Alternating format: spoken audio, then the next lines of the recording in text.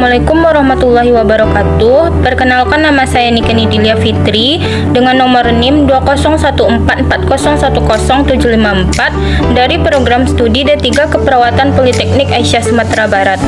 Baiklah, kali ini saya akan mempresentasikan hasil proposal karya tulis ilmiah saya yang berjudul Gambaran Tingkat Kecemasan Ibu Hamil Trisemester 3 di Puskesmas Andalas Padang. Sebelumnya, saya ingin mengucapkan terima kasih kepada Ibu Astrina Aulia, SKM MKKK, karena telah membimbing saya dalam pembuatan proposal karya tulis ilmiah ini. Proposal karya tulis ilmiah ini juga untuk memenuhi syarat ujian tengah semester tahun ajaran 2022. Assalamualaikum warahmatullahi wabarakatuh. Waalaikumsalam warahmatullahi wabarakatuh. Alhamdulillahirabbil alamin. Wassalatu wassalamu ala asrofil anbiya'i wal mursalin wa ala alihi wa sahbihi rasulillah ya jemaah. Ramadan pertama sekali kita ucapkan puji dan syukur kita kepada Allah Subhanahu wa taala sehingga pada akhirnya saya dapat untuk mempresentasikan hasil dari proposal karya tulis ilmiah saya yang berjudul Gambaran Tingkat Kecemasan Ibu Hamil di semester 3 di Puskesmas Andalas Padang. Sebelumnya saya ingin mengucapkan terima kasih kepada dosen penguji pertama, yaitu Ibu Astrina Aulia SKM MKKK, dan dosen penguji kedua, Ibu Nas Nostalita SKM. Baik, Bu, izinkan saya untuk mempresentasikan hasil dari proposal penelitian saya yang berjudul Gambaran Tingkat Kecemasan Ibu Hamil Trisemester 3 di Puskesmas Andalas Padang. Adapun yang akan menjadi pembahasan saya nanti itu adalah latar belakang, rumusan masalah, tujuan penelitian, manfaat penelitian, kajian teoritis, kerangka penelitian, dan metodologi penelitian. Nah, pada latar belakang di gambaran tingkat kecemasan Ibu Hamil di semester 3, kehamilan di semester 3 sering disebut dengan periode menunggu dan waspada sebab ibu tidak sabar menanti kelahiran bayinya, disertai dengan rasa khawatir dan perasaan cemas jika pada proses persalinan bayinya lahir secara tidak normal. Kehamilan semester 3 merupakan tingkat stres dan rasa takut yang meningkat, disebabkan karena kondisi kehamilan yang semakin meningkat, serta menuju persalinan dan elemen psikis yang mempengaruhi kelancaran proses melahirkan bayi. Nah, ibu hamil yang mengalami rasa cemas berlebihan itu dapat mengakibatkan tekanan darah yang meningkat sehingga dapat menjadi salah satu penyebab terjadinya keracunan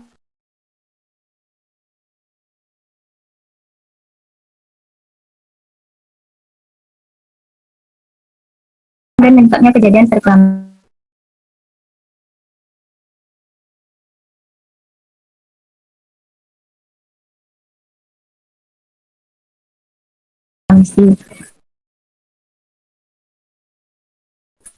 Nah, sebabnya tidak panas adalah sakit yang dikomunikasi.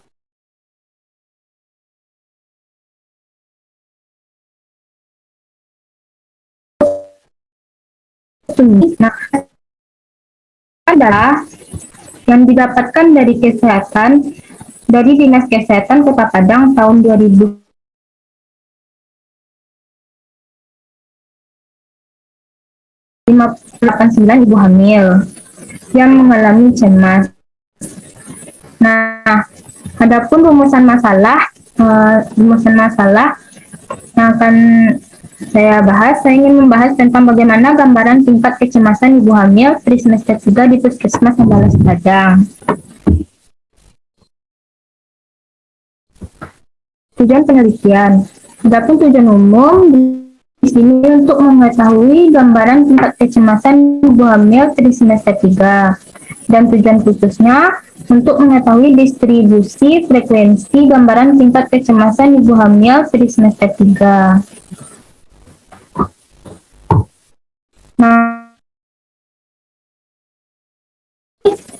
adapun manfaat secara teoritis, manfaat dalam penelitian ini dapat menarik kecemasan ibu hamil trimester 3. Manfaat bagi ibu hamil trimester 3 itu untuk menambah pengetahuan dan informasi bagi ibu hamil untuk mempersiapkan diri baik secara fisik maupun psikis. Semua hal itu ditunjukkan untuk menjaga kesehatan ibu dan munculnya kecemasan dan rasa tegang pada ibu hamil.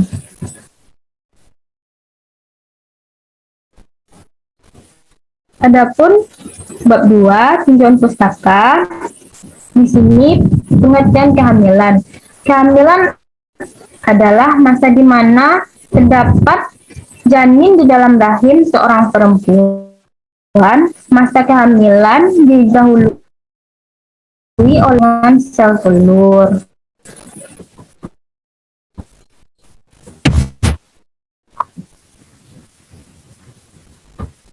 Klasifikasi umur kehamilan. Kehamilan menurut Prawiroharjo tahun 2011 diklasifikasikan dalam 3 trimester. Yang pertama, trimester ke-1. Dimulai dari konsepsi sampai 3 bulan, atau dari 0 sampai 12 minggu. Pada trimester ini dianggap sebagai penyesuaian terhadap kenyataan bahwa dirinya sedang mengandung. Lalu yang kedua, trimester kedua, dari bulan ke-4 sampai 6 bulan, atau dari 13 minggu sampai 27 minggu. Trimester kedua ini merupakan periode di mana wanita mulai merasa nyaman dan bebas dari segala ketidaknyamanan di trimester pertama. Lalu ada trimester ketiga, dari bulan ke-7 sampai 9 bulan, atau dari 28 minggu sampai 40 minggu. Nah, periode ini di mana penantian penuh kewaspadaan. Di semester 3 merupakan waktu persiapan yang aktif terbukti dalam menanti kelahiran bayi dan menjadi orang tua, dan wanita akan lebih fokus memperhatikan bayinya yang segera akan lahir.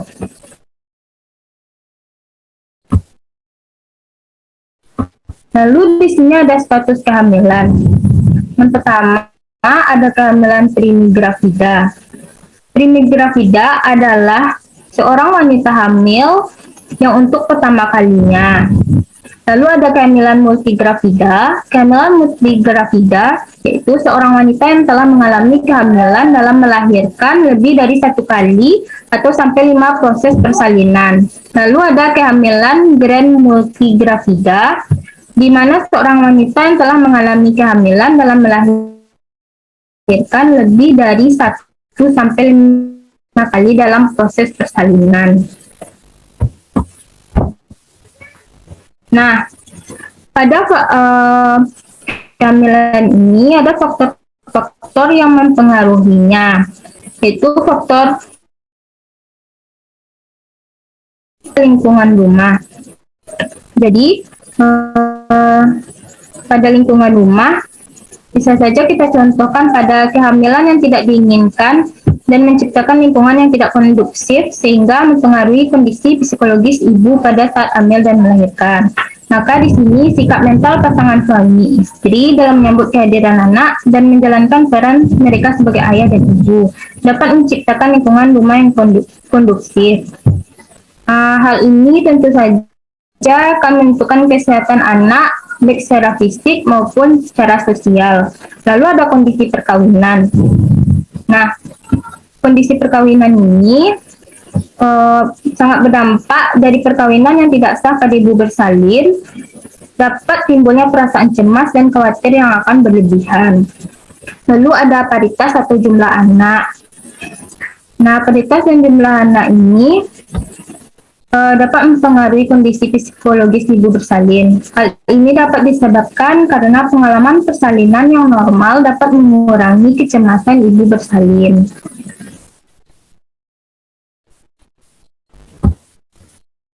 Di sini saya akan membahas tentang kecemasan. Pengertian kecemasan. Kecemasan merupakan perasaan takut seseorang yang tidak jelas dan tidak didukung oleh situasi. Faktor penyebab kecemasan. Menurut Sedok tahun 2015, kecemasan dapat disebabkan oleh teori psikoanalitik di mana Sigmund Freud mengidentifikasikan kecemasan itu sebagai konflik emosional yang terjadi antara dua elemen kepribadian yaitu id dan superego. Lalu ada teori interpersonal di mana Silvan menyebutkan bahwa perasaan cemas timbul dari perasaan takut terhadap ketidaksetujuan dan penolakan interpersonal. Lalu ada teori perilaku.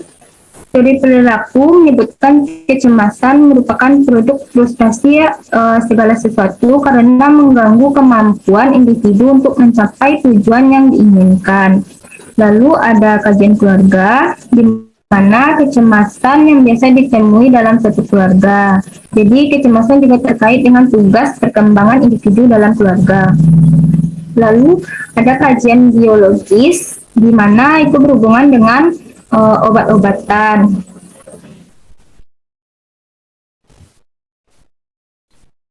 Nah, di sini ada respon terhadap kecemasan. Menurut Sedok tahun 2015, respon terhadap kecemasan itu meliputi satu respon fisiologi, di mana gejala somatik atau fisik otot yang meliputi kaku, nyeri, sakit, dan kedutan pada otot. Nah, respon perilakunya ada seperti gelisah, tremor, kaget, bicara dengan cepat, kurangnya koordinasi. Nah, hal ini bisa mengalami cedera, menarik diri dari hubungan interpersonal itu sendiri.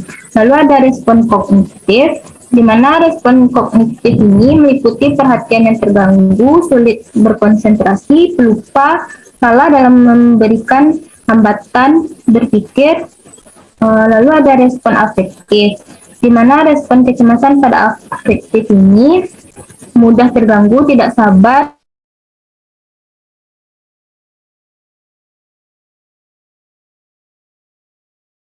dan rasa bersalah dan malu.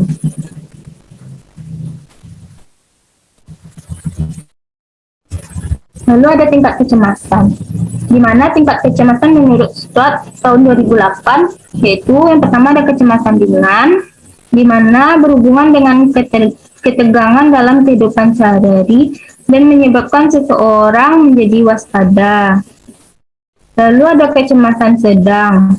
Kecemasan sedang ini memungkinkan seseorang untuk memusatkan perhatian pada hal yang penting dan mengesampingkan hal yang lain sehingga seseorang mengalami perhatian yang selektif namun dapat melakukan sesuatu yang lebih terarah.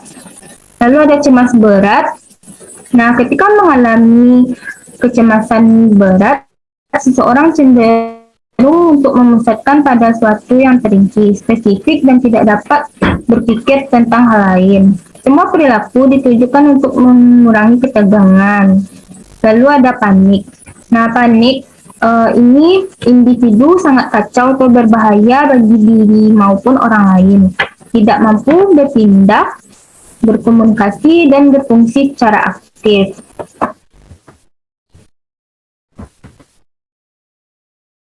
Nah, apa kecemasan ibu hamil dalam menghadapi persalinan ini? Menurut Meskin, tahun 2006, kecemasan menjelang persalinan tak kalah hebatnya. Ibu harus menghadapi rasa sakit saat bersalin, dan aneka kekhawatiran lainnya. Dampak kecemasan ibu hamil pada proses persalinan. Dampak kecemasan yang dialami ibu saat persalinan, ibu akan merasakan nyeri atau rasa sakit berlebihan. Nah, di sini ada faktor yang mempengaruhi kecemasan pada ibu hamil. Adapun yang pertama, karena kehamilan sebelumnya. Mungkin karena kehamilan sebelumnya, karena trauma, ada kejadian yang tidak diinginkan oleh ibu tersebut. Lalu ada dukungan keluarga. Dukungan keluarga juga mempengaruhi kecemasan pada ibu hamil tersebut, karena keluarga sangat memiliki peran yang besar dalam menentukan status kesehatan ibu tersebut. Bila anggota keluarga menginginkan kehamilan tersebut dan memberi dukungan kepada ibu hamil, bahkan memperlihatkan dukungannya dalam berbagai hal, maka ibu hamil akan merasa lebih tenang, percaya diri, lebih bahagia, dan ibu hamil lebih siap dalam menjalani proses kehamilan, persalinan, dan masa nifas. Lalu ada tingkat pendidikan. Nah, tingkat pendidikan ini sangat juga berpengaruh dalam memberikan respon terhadap sesuatu yang datang baik dari dalam maupun dari luar. Nah, orang yang mempunyai pendidikan tinggi akan memberikan respon yang lebih rasional dibandingkan mereka berpendidikan lebih rendah atau mereka yang tidak berpendidikan.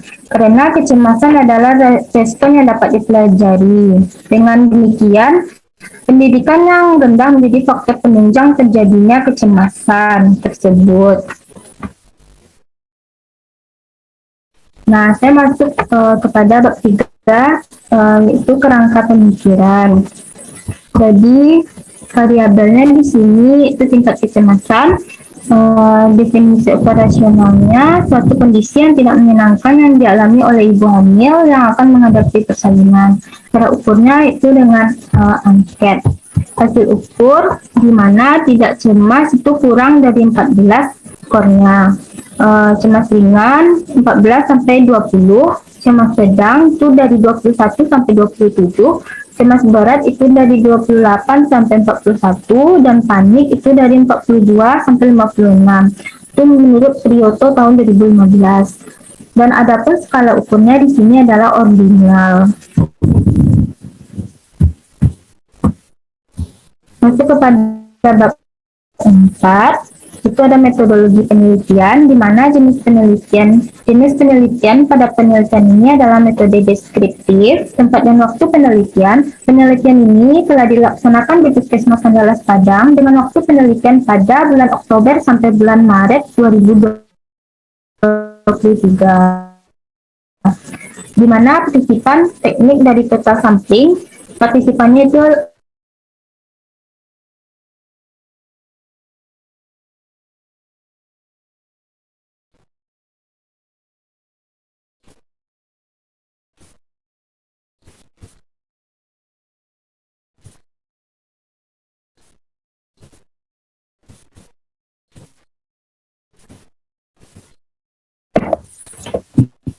di sini dengan kriteria inklusi. Pertama, ibu hamil usia 28 sampai 40 minggu. Yang kedua, ibu hamil trimester 3. Yang ketiga, ibu hamil yang melakukan pemeriksaan di Puskesmas Andalas Padang. Dan adapun kriteria eksklusinya, itu yang pertama, ibu yang tidak bisa baca tulis. Yang kedua, ibu yang menolak menjadi responden. Adapun teknik pengumpulan datanya, cara pengumpulan data dalam penelitian ini adalah dengan menggunakan kuesioner yang langsung dibagikan untuk diisi oleh responden yang merupakan ibu hamil trimester 3 di Puskesmas Andalas Padang. Dan responden diminta mengisi kuesioner secara mandiri selama lebih kurang 15 menit dan langsung dikumpulkan pada saat itu juga setelah diisi responden. Nah, data ini adalah data primer.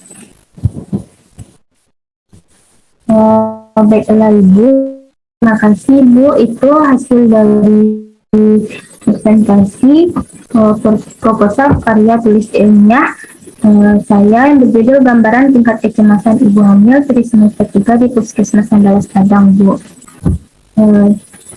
Baiklah Bu, terima kasih saya ucapkan kepada Ibu Lidin dan Ibu Nova sebagai dosen penguji saya. Mohon maaf Bu bila banyak kesalahan dan kekurangan. Saya ucapkan terima kasih. Wassalamualaikum warahmatullahi wabarakatuh. Waalaikumsalam warahmatullahi wabarakatuh. Baiklah, sekian dari video hasil presentasi proposal karya tulis ilmiah saya yang berjudul Gambaran Tingkat Kecemasan Ibu Hamil Trisemester 3 di Puskesmas Andalas Padang. Saya mengucapkan mohon maaf bila banyak kekurangan dan kesalahan. Terima kasih. Wassalamualaikum warahmatullahi wabarakatuh.